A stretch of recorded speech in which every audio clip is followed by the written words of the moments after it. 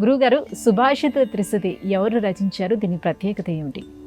భర్తృహరి నీతి శతకము, శృంగార శతకము, వైరాగ్య శతకము 3 శతకాలను రచించారు.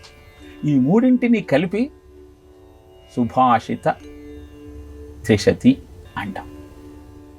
నీతి శతకంలో మూర్ఖుడి యొక్క ఆలోచన విధానం ఎలా ఉంటుంది? మకర ముఖాంతమస్తమగు మాణికమున్ వెకలించవచ్చు, వాయక చలదూర్మికానికరమైన మహోదది దాటవచ్చు, హస్తమున పూదండవలె సర్పమునైన ధరించవచ్చు, చేరి మూర్ఖుని మనసు రంజింపరాదు అంటూ మూర్ఖుని యొక్క తత్వాన్ని తెలియజేశాడు.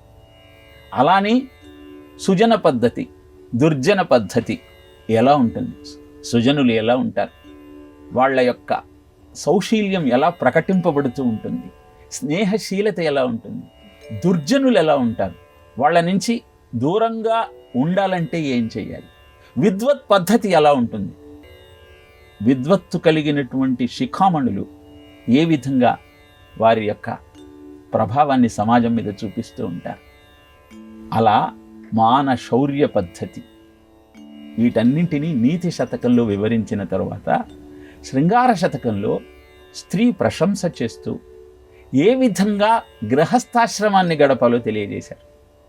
వైరాగ్య శతకంలో కోరికను వీడి అవధూతగా మారాలి అంటూ శివార్చన చేసే విధానాన్ని, ప్రపంచంలో కనపడుతున్నటువంటి భోగముల పట్ల అనాసక్తతను పెంచుకోవటం కోసం యతి నృప సంవాదం ద్వారా అద్భుతమైనటువంటి మార్గదర్శాన్ని మనకు చేసినవాడు భర్తృహరి.